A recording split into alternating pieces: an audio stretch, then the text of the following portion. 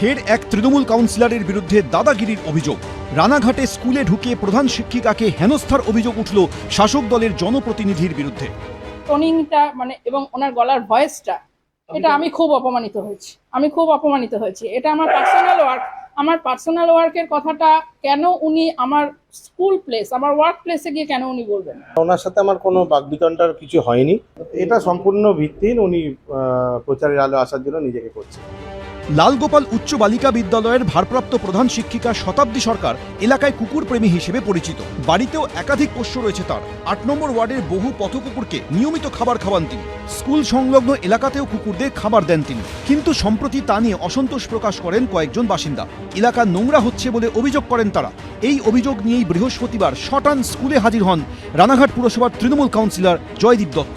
প্রধান শিক্ষিকার অভিযোগ, চিৎকার করে তার সঙ্গে বচসা জুড়ে দেন তৃণমূল কাউন্সিলর।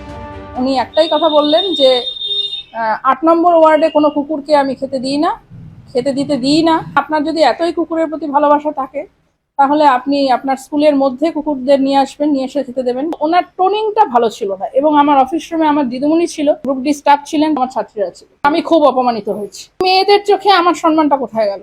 আমি ওনাকে ভদ্রভাবে সঠিক ভাষায় জানিয়েছি উনি যে খাবারগুলো দেন প্রথমত একটা জোনের মধ্যে দিলে ভালো হয়। মেনলি ওনাকে বলতে গেছি যে পলিথিনে আপনি খাবার দেবেন না, তো সেইটা নিয়েই মেনলি একটু কথাবার্তার মধ্যে হয়েছে।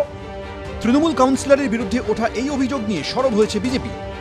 ৮ নম্বর ওয়ার্ডের তিনি কাউন্সিলর রানাঘাটে, কতটা অমানবিক যে একজন দিদিমণি লালগোপাল বালিকা বিদ্যা মন্দিরের প্রধান শিক্ষিকা, তিনি রাস্তার সারমেয়দের খাওয়াচ্ছেন।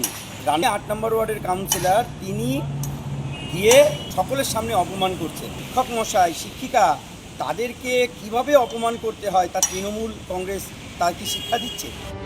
তৃণমূল কাউন্সিলরের বিরুদ্ধে থানায় লিখিত অভিযোগ দায়ের করেছেন ওই ভারপ্রাপ্ত প্রধান শিক্ষিকা। সুজিত মণ্ডল, এবিপি আনন্দ, নদিয়া।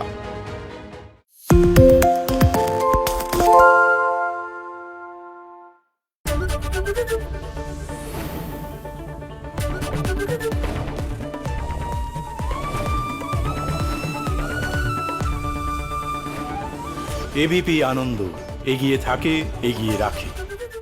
পালিয়েছে তাই নাকি? রাত্রে বাংলা গুজব চায় না, বাংলা খবর চায়। বাংলা খবর, বাংলার খবর। শুনতে পাচ্ছি না, বল না। আরে 10 টাকাটা ব্যাপার নয়, আজকে 40 টাকা দিচ্ছি, কারণ 40 টাকা। বাংলা গলাবাজি চায় না, বাংলা খবর চায়। বাংলা খবর, বাংলার খবর।